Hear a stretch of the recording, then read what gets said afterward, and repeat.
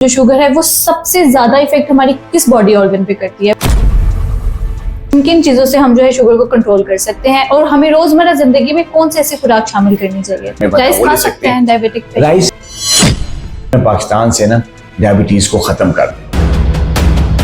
Sugar एक ऐसी बीमारी है कि वो आपकी पूरी बॉडी स्ट्रक्चर, चाहे वो इंटरनली है या बाहर से, वो आपको खराब कर देती है। रोजमर्रा की जिंदगी में एक्सरसाइज के हवाले से या खुराक के हवाले से कौन सी ऐसी चीज जो शुगर पेशेंट खा सकते हैं? डायबिटीज है उसका जो इलाज है वो 3 चीजों का कॉम्बिनेशन है। ठीक है। और वो 3 चीजें कौन कौन सी है? कैसे आपके माइंड में ख्याल आया कि आपको जो है शुगर के हवाले से स्पेशलाइजेशन करनी है? कुछ लोग पता है कहते हैं कि शुगर का एक्सरसाइज से क्या लिंक है? नहीं, शुगर का जितना किसी और बीमारी का लिंक इतना ज्यादा नहीं है। शुगर का जो है या डायबिटीज का जो लिंक है एक्सरसाइज से बहुत ज्यादा।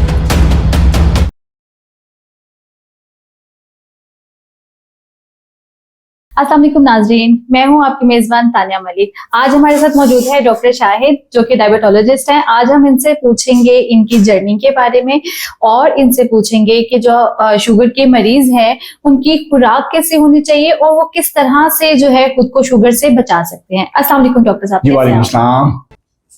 डॉक्टर साहब, मुझे बताइएगा आपकी जर्नी जो है कैसे शुरू हुई, कैसे आपके माइंड में ख्याल आया कि आपको जो है शुगर के हवाले से स्पेशलाइजेशन करनी है? अच्छा देखिए, मैं जब मेरी ग्रेजुएशन चली थी MBBS जो है, तो उस वक्त तो कोई पता नहीं होता ना किस फील्ड में आपने जाना है। वो तो टोटल सारा सब्जेक्ट्स आप पढ़ते हैं। डेफिनेटली। तो ग्रेजुएशन, मेडिकल ग्रेजुएशन करने के बाद जब हमारी हाउस जॉब होती है, फिर हम वार्ड्स में जाते हैं और सारी ट्रेनिंग स्टार्ट होती है, तो उसमें जो है वो हमें हर स्पेशलिटी में काम करने का मौका मिलता है।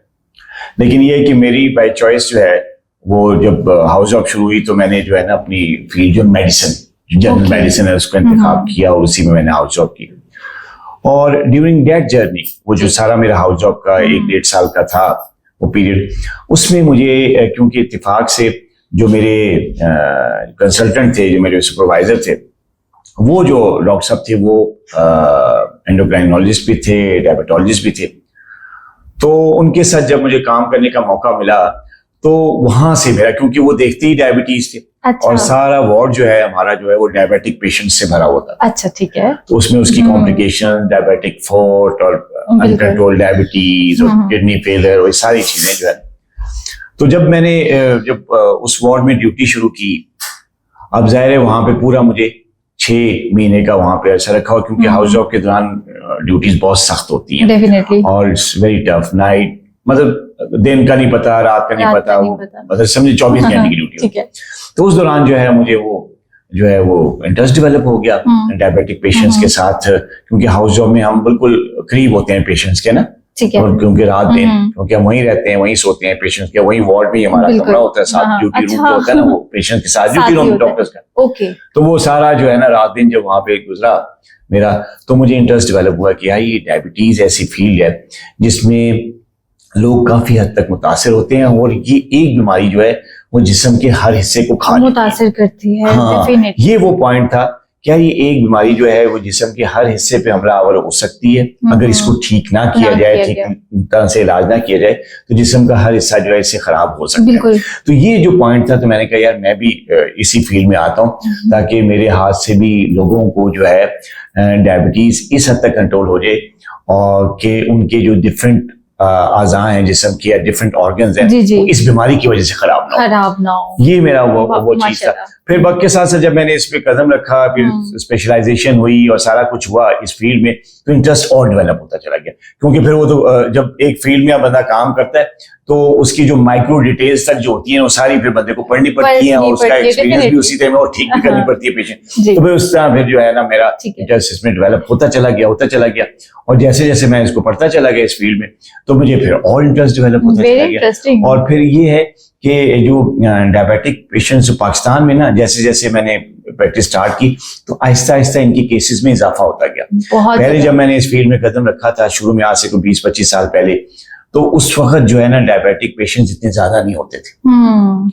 और मेरे भी क्योंकि पेरेंट्स भी बिल्कुल नॉन डायबिटिक है, मेरे घर में तो कोई डायबिटीज नहीं थी, लेकिन मेरे ग्रैंड पेरेंट्स को और इस तरह जो कजन्स हैं उनमें डायबिटीज आनी शुरू हो गई, पहले नहीं थी। तो जब आनी शुरू हुई तो वो केसेस मेरे पास आते थे, खानदान वाले कहते हैं कि ये डॉक्टर हमारा है डायबिटोलॉजिस्ट, इसी से इलाज कराते। ठीक है। तो वो उसमें फिर जाहिर है कि जब फैमिलीज को बंदा ट्रीट करता है तो उनकी छोटी मोटी बातें भी जो है वो हमें शेयर करनी पड़ती है कि मैं ठीक नहीं हो रहा या मैं ठीक हो रहा हूँ। जाहिर है वो लाडले होते हैं, फैमिली मेंबर्स होते हैं, तो उसके साथ साथ मुझे इंटरेस्ट में और इजाफा होता चला गया। और जब मैं डायबिटोलॉजिस्ट बन गया और जब मैंने प्रैक्टिस स्टार्ट की तो फिर मेरा एक दिल में मैंने एक विजन रखा और मैंने एक मोटो बनाया अपना कि मैंने ना डायबिटीज पाकिस्तान से, उस वक्त क्योंकि पाकिस्तान में प्रैक्टिस कर रहा था, कि मैं पाकिस्तान से ना डायबिटीज को खत्म कर दूंगा। अब ये ज़ाहिर है ये बीमारी खत्म होने वाली तो नहीं है, लेकिन मेरा विजन, मैं दूर का देखता कि यार मैं पाकिस्तानियों को जो है ना मैं इस बीमारी का शिकार होते नहीं देख सकता। तो बस उस तरह से फिर मैंने ये काम शुरू किया और फिर वहां से जब मेरा ये विजन बना कि जी मैं पाकिस्तानियों को डायबिटिक नहीं देख सकता या मैं जो है ना शुगर की बीमारी को पाकिस्तान से खात्मा करना चाहता हूँ, तो उसके लिए जरा प्रिवेंशन पे आना था ना, प्रिवेंटिव लाइन पे आना था ना। जब हो गई तो फिर तो जहर है, फिर आपको इसको डील करना पड़ता है। तो फिर वो मैंने फिर सोशल मीडिया का सहारा लिया और फिर मैंने लिखा और जो है जहां पे भी मेरे सेमिनार्स हुए, जहां मैं जाता था तो मैं कोशिश कर रहा था कि प्रिवेंटिव लाइंस की तरफ लेके आऊं लोगों को, वेट लॉस की तरफ, हेल्दी डाइट की तरफ, बैलेंस डाइट की तरफ, एक्सरसाइज का आदी बनाऊं ताकि डायबिटीज हो ही ना। ठीक है, बिल्कुल। तो ये इस लाइन पे मैंने काम किया और इसी लाइन पे सोचते हुए मैंने सोशल मीडिया का सहारा लिया। शुरू में जब मैंने सोशल मीडिया यूज किया, फेसबुक, तो उस वक्त इतने ज्यादा लोग इस पे काम नहीं करते थे। और आप पुरानी जब मेरी पेज उठा के देखिए तो उसमें जो पुरानी वीडियोस हैं और जो मेरी जो कंटेंट है, जो मेरी पोस्ट है, तो उसमें प्रिवेंशन पे ज्यादा जोर होता है। अच्छा, कि भाई आपको हो ही ना। आप डायबिटिक नॉर्मली होता यही है ना कि क्या है कि अगर कोई बीमारी लगी है ना तो हम क्या करते हैं, हम उसके सिर्फ दवाई खाते हैं। हम लोग कभी भी ये नहीं सोचते कि हम इसको रोक सकते हैं, इसको कंट्रोल कर सकते हैं। शुगर को हम बीमारी समझते नहीं, अच्छा शुगर है, हो गई है, बस मीठा कंट्रोल करो, बाकी बस चीजें। और बल्कि इस पे मुझे अपने जो रिश्तेदार में रिलेटिव्स जो, जब मैं प्रिवेंटिव लाइन पे आता था उनको गाइड करता था, तो कहते डॉक्टर साहब आप क्या कैसे डॉक्टर हैं? डॉक्टर तो कहते हैं कि पेशेंट बने ज्यादा हो ताकि आपकी प्रैक्टिस बने और आप ये वो, तो आप कैसे डॉक्टर हैं? आप चाहते हैं कि हो ही ना बीमारी, तो फिर आपका बिजनेस कैसे चलेगा? मैंने कहा मुझे अल्लाह ताला दे देता है, आप कोई बीमारी हुई तो आपको पता नहीं कि जिंदगी किस हद तक जबरील हो सकती है, जिस्म का हर हिस्सा मुतासिर हो सकता है। तो आप क्यों चाहते हैं कि आप ऐसी बीमारी का शिकार हो जिससे जिस्म का हर हिस्सा मुतासिर हो? आप क्यों सेहतमंद नहीं रहना? शुगर एक ऐसी बीमारी है कि वो आपकी पूरी बॉडी स्ट्रक्चर, चाहे वो इंटरनली है या बाहर से, वो आपको खराब कर देती है। लेकिन हम लोग कभी शुगर को सीरियस नहीं देते। हम खुराक इस तरह की यूज करते हैं, हम कहते हैं अच्छा दवाई तो खा ही रहे हैं, फिर हमारा होता है अच्छा यार इंसुलिन लेना शुरू कर दो, खाओ मीठा, हर तरह की वो नेग्लिजेंसी आप यूज करो, बट आप मेडिसिन ले लो, इंसुलिन लगा लो। कितना पेनफुल प्रोसेस है। हम ये भी नहीं सोचते कि कितना इसके पीछे नुकसान हो सकता है। तो अभी आप मुझे ये बताएं कि रोजमर्रा की जिंदगी में एक्सरसाइज के हवाले से या खुराक के हवाले से कौन सी ऐसी चीज जो शुगर पेशेंट खा सकते हैं? अच्छा देखिए, जो शुगर डायबिटीज को जो मैनेजमेंट है ना, वो जरा कॉम्प्लेक्स मैनेजमेंट है। उसमें कोई एक मेडिसिन नहीं है, बिल्कुल डिफरेंट मेडिकेशंस है। लेकिन हर इंडिविजुअल के लिए डिफरेंट मेडिकेशन है। इसी तरह सिर्फ मेडिकेशन ही शुगर के इलाज नहीं करती। इसके साथ दो चीजें और है। मैं कहता हूँ मेरी फेमस यही है कि जो डायबिटीज है उसका जो इलाज है वो 3 चीजों का कॉम्बिनेशन है। और वो 3 चीजें कौन कौन सी हैं? उन 3 चीजों में से नंबर 1 तो चलो मेडिसिन होगी ना। अब मेडिसिन भी जो है वो इंडिविजुअल टू इंडिविजुअल जो है वो उसका डिफरेंट असर होता है। हर एक के लिए एक दवाई नहीं होती, हर एक को जो है एक दवाई दी भी नहीं जा सकती। हर एक के लिए फिर दवाई भी डिफरेंट, फिर उसकी डोज भी डिफरेंट, उसका टाइमिंग और उसकी ड्यूरेशन, ये सारी। तो इसके लिए दवाइयां तो एक साइड, दवाइयों के साथ साथ जो है ना वो जो सबसे बड़ी जो जरूरी चीज है वो है डाइट।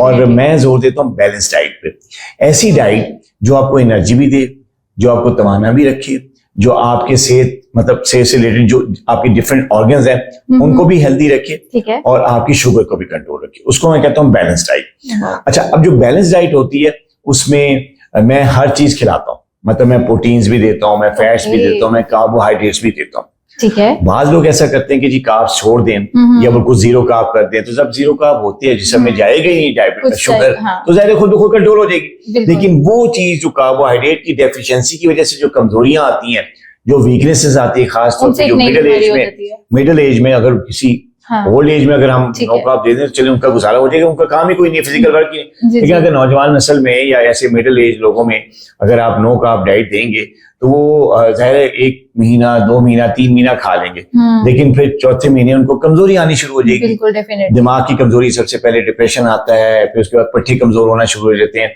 और फिर काम करने का दिल नहीं करता। तो ये सारी चीजें भी डील करनी पड़ती हैं अगर हम डाइट पे जब आते हैं। तो इसलिए मैंने जो डाइट डिजाइन की है डायबिटिक पेशेंट्स के लिए, उसमें कार्ब्स भी हैं, ठीक है, उसमें फैट्स भी हैं ठीक है, और उसमें प्रोटीन्स भी हैं, राइट, डिफरेंट तनाजुम के साथ है। और कार्ब्स जो मैं देता हूँ अपने पेशेंट्स को डाइट में, वो कॉम्प्लेक्स कार्ब्स होते हैं। ठीक है। क्वांटिटी जिनके- मैटर करती है, क्वांटिटी भी उसकी मैटर करती है, और कॉम्प्लेक्स कार्ब्स होते हैं जो कि ब्रेक डाउन उनका बड़ा स्लो होता है। ओके, वो बॉडी में जब जाते हैं तो वो शुगर को स्पाइक नहीं करते, यानी कि ठीक है। उनको वो जल्दी से हजम नहीं होते, हाँ हाँ, और जब जल्दी से हजम नहीं होते तो शुगर लेवल ज्यादा तेज बढ़ता नहीं है। राइट, तो Great. उसकी वजह से जो स्पाइक्स की वजह से जो किडनी के सेल्स, रेटिना के सेल्स, ये बॉडी के जिस ऑर्गन की भी बात करें उसमें इफेक्ट तो आता है। तो हर ऑर्गन के जो सेल्स हैं वो डैमेज होने से बच जाते हैं क्योंकि शुगर स्पाइक नहीं करता। ओके, तो मेरी डाइट में ये है कि ये बैलेंस डाइट होनी चाहिए जिसमें Great. हर चीज हो लेकिन डिफरेंट टाइप की हो, हाँ। और क्वांटिटी उसकी क्वांटिटी और क्वालिटी दोनों मैटर करती हैं, एग्जैक्टली। और ठीक। तीसरी चीज है एक्सरसाइज, जिसका जिक्र भी आपने बिल्कुल। किया। अब जो एक्सरसाइज है वो हर एक के लिए डिफरेंट होती है। अब जो ओल्ड लोग होते हैं, जो बूढ़े लोग होते हैं या रिटायर्ड लोग होते हैं, जाहिर है उनको हम भगा तो नहीं सकते। बिल्कुल डेफिनेटली, फिर जाहिर है भगाएंगे तो उनके जॉइंट्स वगैरह दर्द करना शुरू हो जाएंगे, या उनको किसी किस्म की सख्त किस्म की एक्सरसाइज नहीं करा सकते जी जी, क्योंकि वो उनकी एज उसकी इजाजत नहीं देती ना। नहीं इजाजत, तो हर एक के लिए हम जो है ना डिफरेंट एक्सरसाइज कहते हैं। ठीक है, और जो बुढ़ापे के जो लोग हैं जिनको जॉइंट्स का मसला है, खवातीन है, वजन ज्यादा है, उनको एक खास किस्म की एक्सरसाइज देती है ठीक है, जिससे वो टॉलरेट भी कर सकते हैं उस एक्सरसाइज को, ठीक है। कर भी सकते हैं इजीली, और उससे उनकी शुगर भी कंट्रोल हो जाती है, और उनमें किसी किस्म की मोच आना, जॉइंट का दर्द होना, किसी किस्म का पेन होना, ये नहीं होता। ओके, ठीक है? वाओ, ये उन जो ओल्ड जो पीपल उनके लिए। जो मिडिल एज है, जो नौजवान है, जो प्रोडक्टिव एज है, ऑफिस जाते हैं, काम करते हैं, सख्त काम करते हैं, घर में भी काम करते हैं, कोई लेबर वर्क भी होता है, उनके लिए जो एक्सरसाइज डिफरेंट होती है। उनको हम जिम में जाने का मशवरा देते हैं, हाँ। जिम में भेजते भी हैं, उनमें जी। वेट ट्रेनिंग या वेट लिफ्टिंग टाइप एक्सरसाइज जी, जी। कराते हैं। फिर उनमें कार्डियो एक्सरसाइज होती है जिसमें साइकिलिंग होती है, ट्रेडमिल पे वॉक होती है, एलिप्टिकल्स होते हैं। तो ये सारी चीजें हम ऐसे नौजवान लोगों को देते हैं जो कि कर सकते हैं, कर उनकी बॉडी सकते हैं। यंग है और वो अच्छी स्ट्रेनस बिल्कुल। किस्म की एक्सरसाइज कर सकते हैं। बिल्कुल, बट कुछ लोग पता है क्या कहते हैं कि शुगर का एक्सरसाइज से क्या लिंक। हमें हमेशा ये कहती हूँ कि एक्सरसाइज बहुत मैटर करती है किसी भी बीमारी के लिए।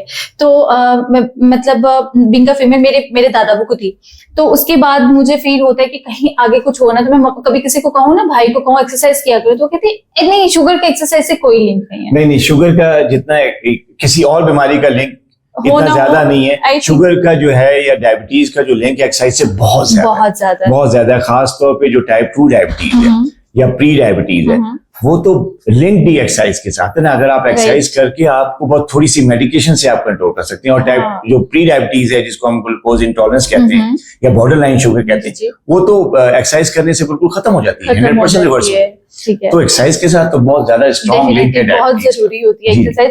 अच्छा डॉक्टर साहब, मुझे ये बताएं कि जो डायबिटीज है, जो शुगर है, वो सबसे ज्यादा इफेक्ट हमारी किस बॉडी ऑर्गन पे करती है? मतलब जो सबसे पहले अटैक किस बॉडी ऑर्गन पे करती है? देखिए, वैसे तो मैंने जैसे बताया कि बॉडी का हर ऑर्गन जो है ना इसके खतरे से खाली नहीं है, लेकिन ये है कि अगर आप कहते हैं कि सबसे ज्यादा जो इफेक्ट होता है, देखिए डिफरेंट ममालिक में डिफरेंट जो है ना वो रेशोज हैं कॉम्प्लिकेशंस की।